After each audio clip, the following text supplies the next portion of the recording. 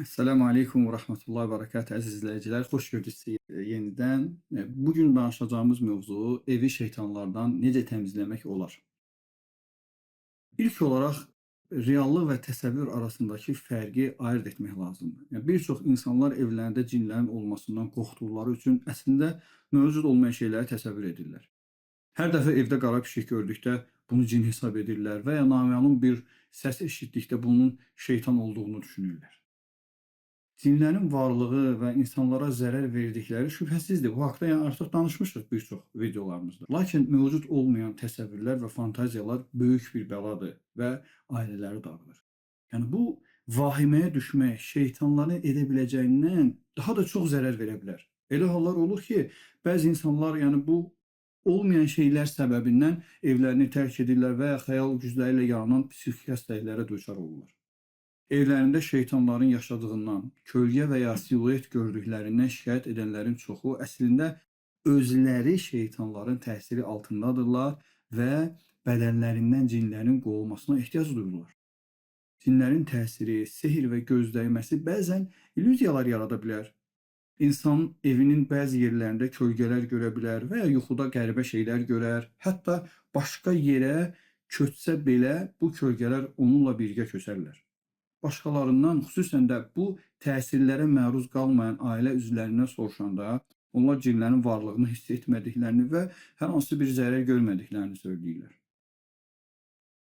Yəni evinizdə şeytanların zərərindən əziyyət çəkənlər üçün Allahın köməyi ilə faydalı olacaq bu tövsiyələri yerinə yetirin. Videomuz biraz uzun ola bilər, lakin çox faydalıdır. Rahat oturun, izləyin. Bu səbəblərdən qorunmaq üçün, təmizlənmək üçün səbəblərdən birincisi Allahın əmrlərinə tabe olmaq və onun itaətsizliyindən çəkinməkdir. Əziz izləyicilər, musiqi dinləməyin. Əxlaqsız, ədəbsiz videolara baxmayın. Şübhəsiz ki, bu şeylər şeytanları cəlb edir və onların evdə qalmasına imkan yaradır. Uca Allah buyurur, kim mərhəmətli Allahın zikrindən üz döndərərsə, biz şeytanı ona calayarıq və o da ona yoldaş olar. Bu Zuhruf surəsində Allah Teala bu ayəni buyurur. Bu deməkdir ki, şeytan ondan ayrılmayacaq, çünki o Allahı zikr etmir, namaz qılmır. İkinci səbəb əziz izləyicilər, evə girərkən Allahı zikr etməkdir. Peyğəmbərimiz ona Allahın salam və salavatı olsun buyurur ki, bir insan evə daxil olarkən və yeməyə başlayarkən Bismillah deyərsə, şeytan öz köməkçilərinə deyər. Burada sizin üçün nə gecələməyə yer, nə də yemək var. Evə daxil olub Bismillah deməsə, şeytan deyər, siz burada gecələyə bilərsiniz. Yeməyə başlayanda da Bismillah deməsə, şeytan belə deyər. Sizin həm gecələməyə yeriniz, həm də yeməyiniz. Evinizi şeytanlardan təmizləməyin səbəblərindən üçüncüsü, əziz izləyicilər, evdə Quranı oxumaqdır. Peyğəmbərimizdən, Allahın ona salam və salavatı olsun, ən çox hədis rəvayət edən sahabə belə deyərdi.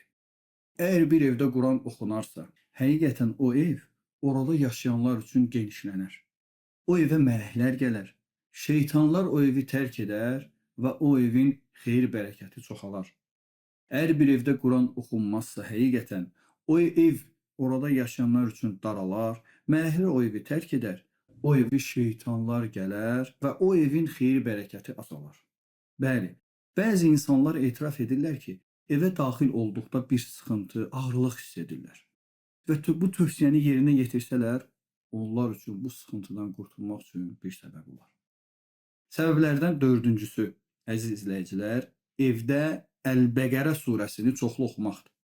Əbu Hüreyrədən rəvayət olunur ki, Peyğəmbərimiz sallallahu aleyhi və səlləmə belə dedi, evlərinizi məzarlığa çevirməyin.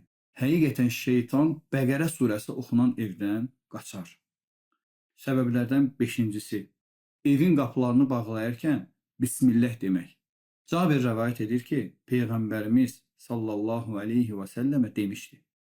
Gecənin zülməti, yaxud qaranlığı keçincəyə qədər uşaqlarınızı evdə saxlayın. Yəni, bu vaxtı onları bayıra buraxmayın. Çünki bu vaxt şeytanlar hər tərəfə yayılarlar. Gecədən bir müddət keçdikdən sonra isə onları, yəni uşaqlarınızı buraxa bilərsiniz. Bəli, həqiqətən də cinlərin dağılışmağı və qamarlamağı vardır. Yəni, həmin vaxt onlar hər tərəfə, bazarlara, yollara, küçələrə və s. dağılışır və insanlara, ələxüsus da uşaqlara zərər yetirirlər. Bu sözü də sevimli peyğəmbərimiz demişdi və uşaqlara cinlərin zərər toxunması haqqında biz ayrı video saxda inşallah sizə ətraflı və geniş məlumat verəcəyik. Evinizi şeytanlardan qorumağın 6-cı səbəbi evdə azan verməkdir. Peyğəmbər sallallahu əleyhi və səlləm buyurmuşdur. Namaz üçün azan veriləndə şeytan bərkdən yel buraxaraq qaçır ki, bu çağırışı eşitməsin. Təbii bu hədis uzundur. Mən sadəcə ilk cümləsini sizə nəql etdim. Bu haqda, bu hədisin uzun hədis, faydalı hədisdir. Bu haqda danışacağıq. Həmçinin Suheyl adlı bir kəs danışır ki, atam məni bir yerə göndərdi, yəni bir səfərə göndərdi və yanında da xidmətçimiz var idi. Birdən divarın arxasından kimsə bizim xidmətçini səslədi, amma biz heç kimi görmədik.